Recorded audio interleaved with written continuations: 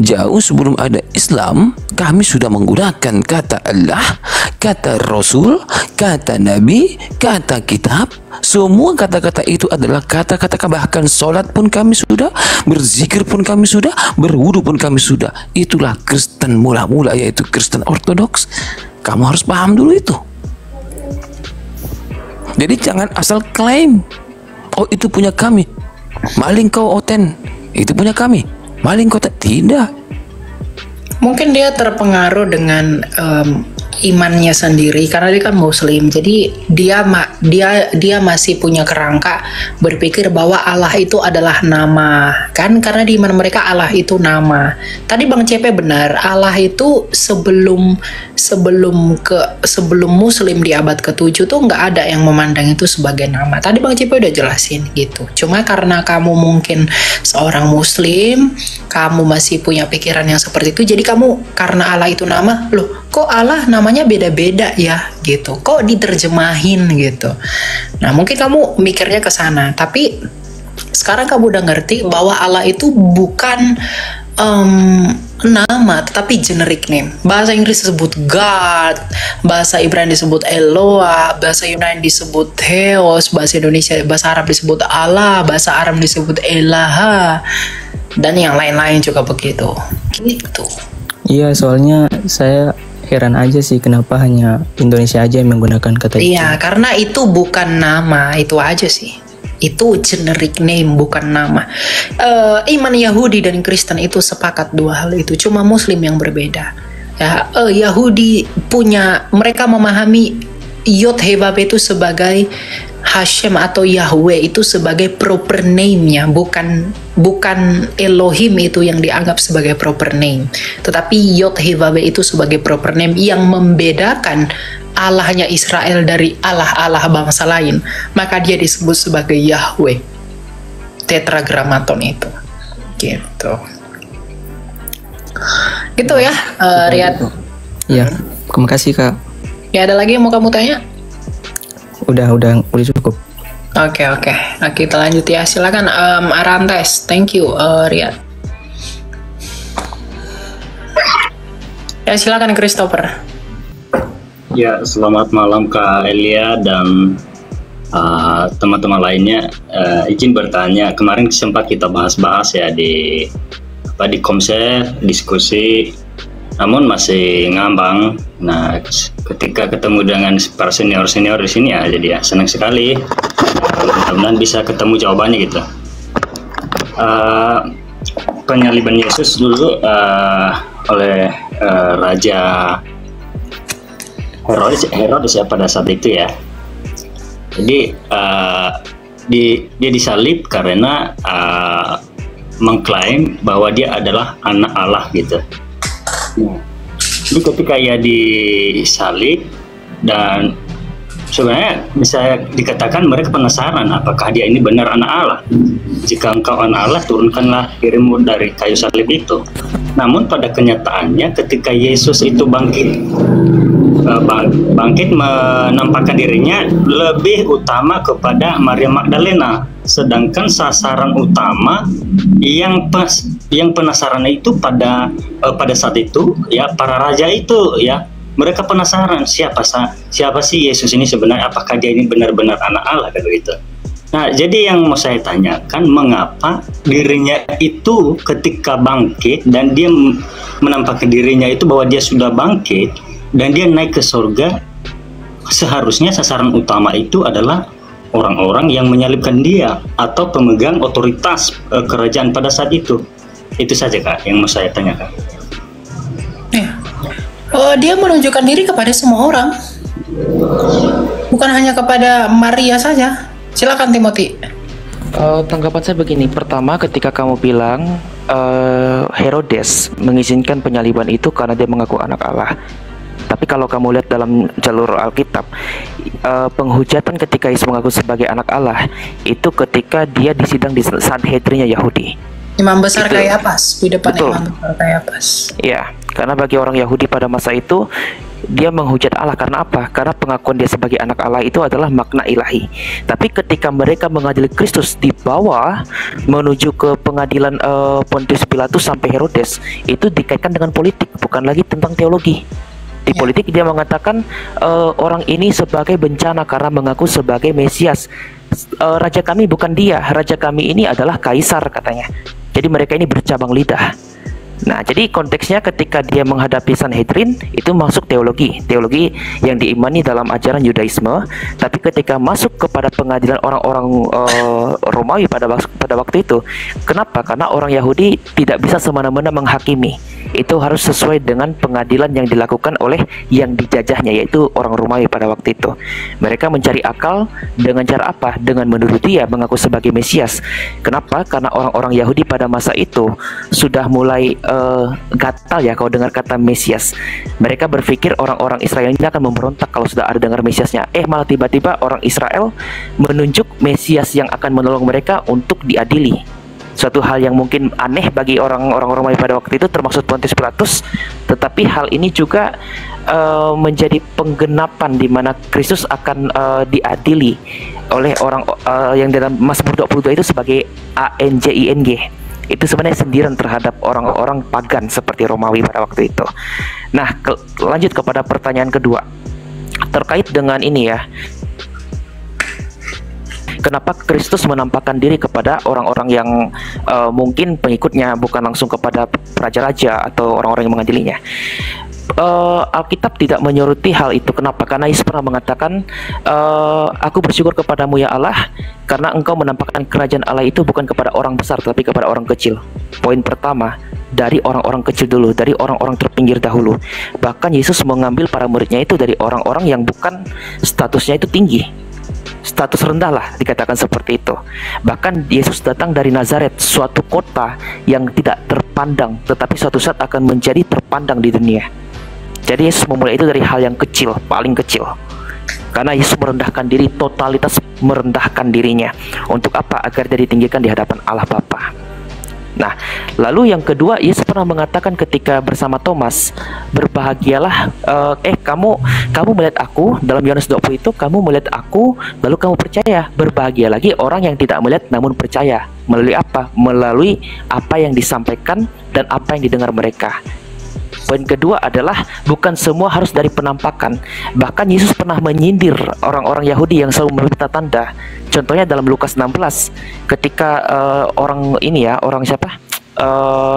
Si yang dalam Lukas 16 itu, orang kaya mengatakan, suruhlah Lazarus itu supaya bangkit dan memberitahukan orang-orang di rumahku, karena masih ada 2 atau 3 orang yang ada di rumahku, agar jangan sampai ke sini. Tuhan tidak selalu mengizinkan dengan penampakan-penampakan, tapi dengan pemberitaan. Ada Taurat Musa, kata Tuhan Yesus Kristus ya, penggambaran dari Abraham ini. Ada Taurat Musa, ada kesamaan nabi-nabi. Jadi tidak selalu harus penampakan ini. Nah, pernyataan atau penampakan ini, penampakan Kristus dalam kasus ini, ditunjukkan kepada orang-orang terdekat Kristus, karena mereka di waktu itu sudah mulai putus asa karena gurunya tidak ada. Mereka pikir gurunya ini sebagai pembebas. Ternyata Kristus bangkit, dan akhirnya mereka kembali dari harapan mereka. Yang dulunya Mesias politik, sekarang Mesias dalam pengertian apa? Mesias rohani, raja di atas segala raja itu. Nah, pertanyaannya berikutnya, kenapa mulai dari Maria Magdalena? Hal yang menarik dalam tradisi timur, Maria Magdalena dikenal sebagai apostola apostolorum, rasul dari segala rasul. Pada zaman itu, perempuan itu sangat direndahkan loh. Bahkan hampir mirip dengan status hukum muslim. Perempuan itu setengah pengadilannya diterima daripada hukum laki-laki. Bahkan dalam tradisi Yahudi ada yang mengatakan, Talmud ya, diceritakan bahwa aku bersyukur kepadamu ya Allah, engkau menjadikan aku ini laki-laki bukan perempuan, terang bukan gelap, bangsa ini tapi bukan bangsa Goyim, Israel tetapi bukan Samaria. Kalau nggak salah seperti itu, 3 kata itu. Kawan-kawan bisa baca dalam buku itu, Reinventing Jesus atau apa ya, bukunya warna biru, itu menghadapi kalangan ateis. Nah, ternyata kutipan-kutipan itu diceritakan kenapa Yesus memulai dari perempuan sebagai saksi pertamanya, karena ingin mengkritik Yahudi.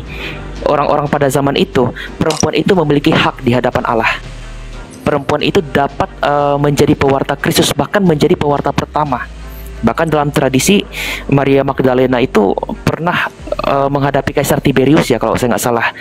Dia mengatakan, aku ingin menceritakan kebangkitan Kristus kepadamu. Lalu Kaisar Tiberius tertawa dan mengatakan, aku tidak percaya kepada kebangkitan. Itu ada suatu hal dongeng yang biasa, suatu dongeng yang sangat aneh bagiku.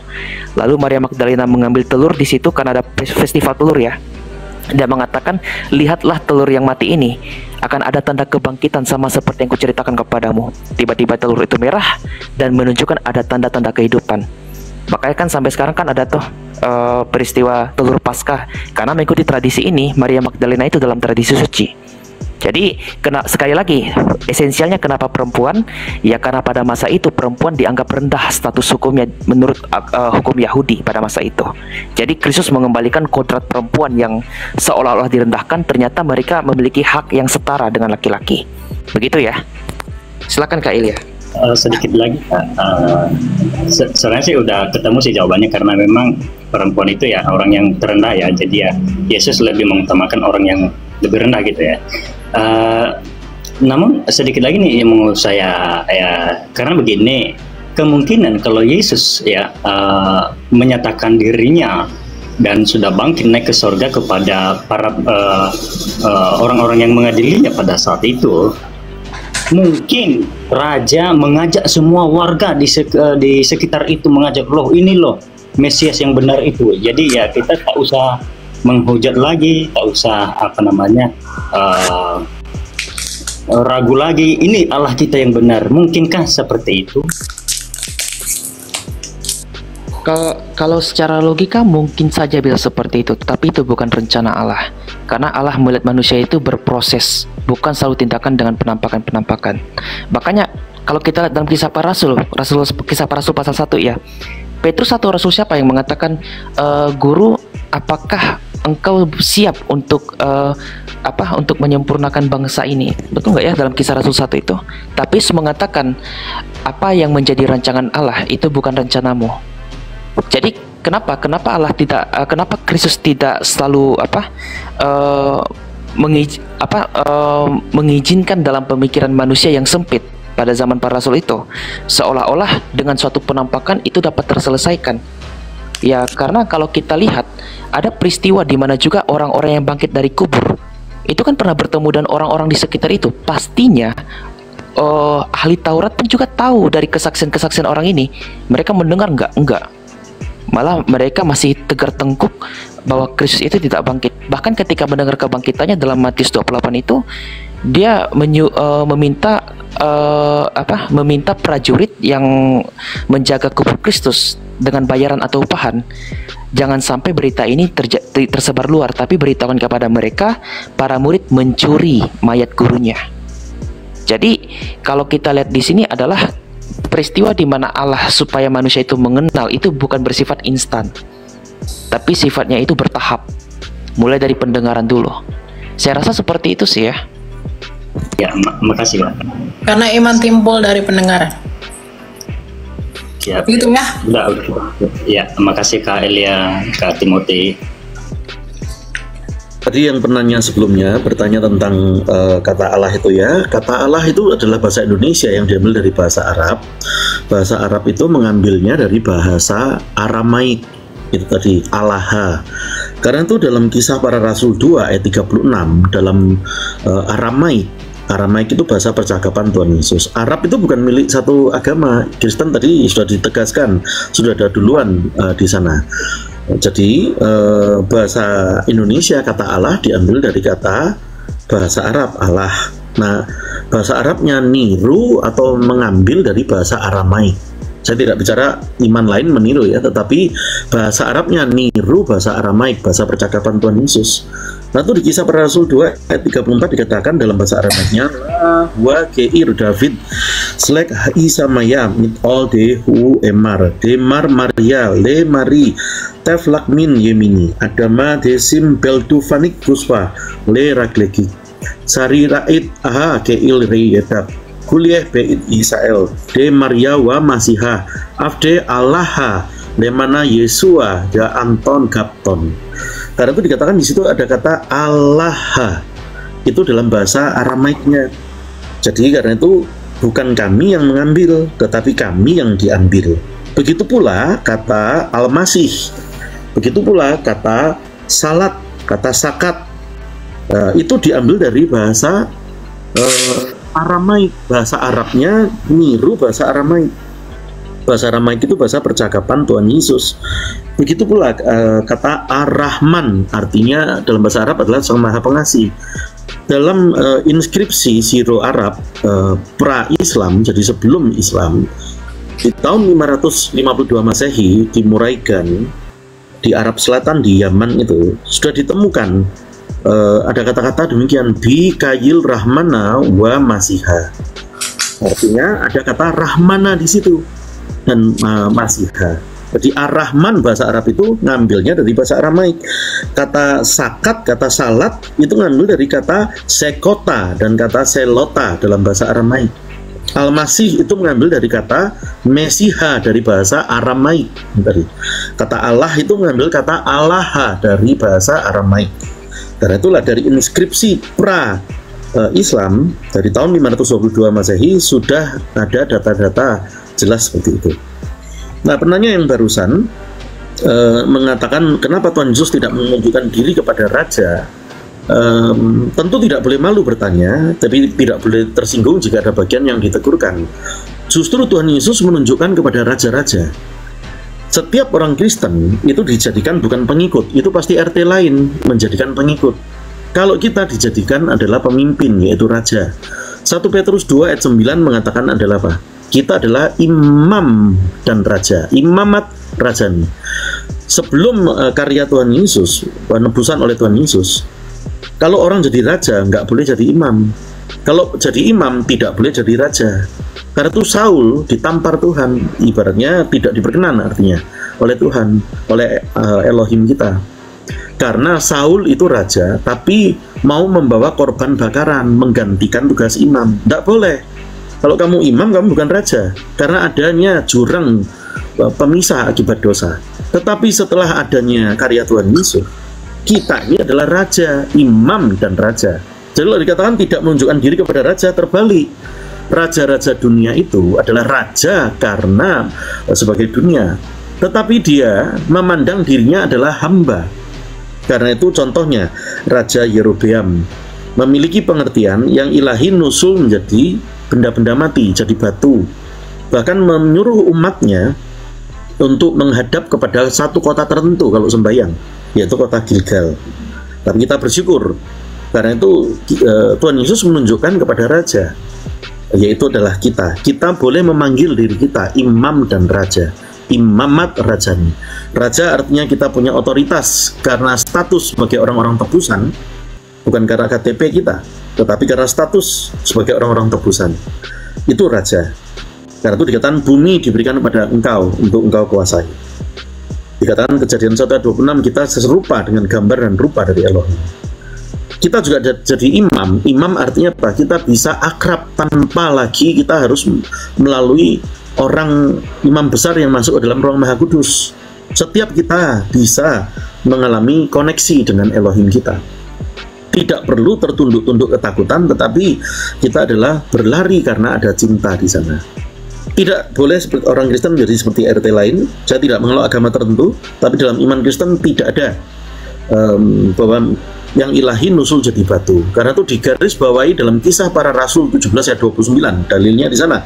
Yang ilahi tidaklah dinusulkan atau disamakan dengan batu atau benda-benda mati yang lain. Misalnya nusul jadi buku. Buku itu ditulis di sana sebagai ciptaan kesenian manusia. Karena itu raja dunia itu adalah raja-raja yang palsu. Junjungan kita bukan raja dunia, bukan baginda yang palsu. Demikian, Elia. Ya, baik. Thank you, Pastor. Pesan saya adalah jangan pernah berhenti untuk belajar. Ya, semakin kita banyak belajar, semakin banyak kita nggak tahu. Dan secara khusus berbicara tentang iman kekristenan, semakin kita belajar lebih dalam, semakin kita mencari tahu, semakin cinta kita kepada Tuhan. Karena banyak hal di dalam Alkitab ini kita nggak ngerti artinya, tapi semakin kita belajar, oh ternyata demikian. Betapa kompleks dan murninya cinta Tuhan kepada kita. sehingga puncak keselamatan itu yaitu Kristus diberikan kepada kita. Gitu. Jadi jangan mudah tergoyah dan terpengaruh dengan tuduhan-tuduhan liar orang lain, karena apapun tuduhan dan framing orang lain mengenai iman kekristenan itu sejatinya atas dasar ketidaktahuan mereka tentang iman kita. Seperti kita banyak belajar ya, saya banyak belajar dari Timothy, dari Pastor Cipto, dari Bang CP. Ya, banyak hal yang saya nggak tahu jadinya saya tahu ya.